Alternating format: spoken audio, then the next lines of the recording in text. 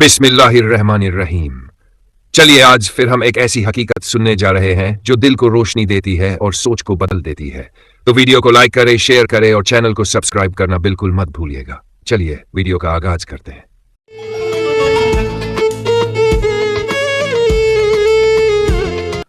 दो नन्हे फरिश्ते और एक अजीब सा इम्तिहान।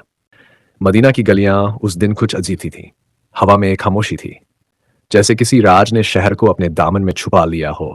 मस्जिद नबवी में हजरत मोहम्मद अकेले बैठे थे। अचानक उनके दिल में हल्की सी बेचैनी उठी। हसन और हुसैन कहाँ हैं?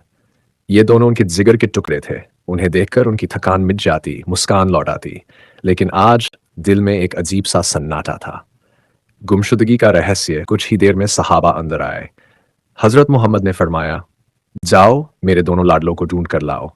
सहाबी चारों तरफ फैल गए। नन कोई नन्हा कदम, नन कोई हंसी, नन कोई खेल की आहट।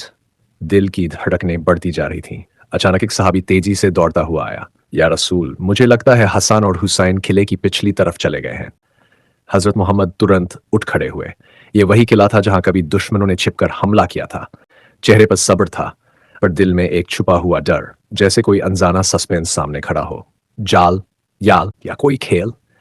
किले के पास पहुंचकर हजरत मोहम्मद ने देखा, दरवाजा आधा खुला हुआ, अंदर से हल्की सी आहट, जैसे कोई सांस रोक कर बैठा हो। साहबा बोले, या रसूलुल्लाह, हमें अंदर जाने दीजिए। उन्होंने हाथ उठाया। नहीं, मेरे हसन और हुसैन मेरी आवाज पहचानते हैं। उन्होंने धीरे से पुकारा, हसन, हुसैन। सन्नाटा। एक पल बीता, दूसरा पल बीता, और फिर अंदर से एकदम खिलखिलाहट की मासूम आवाज उभरी, जैसे किसी ने अचानक अंधेरे में दिया जला दिया हो। हजरत मोहम्मद की आंखों में चमक लौट आई।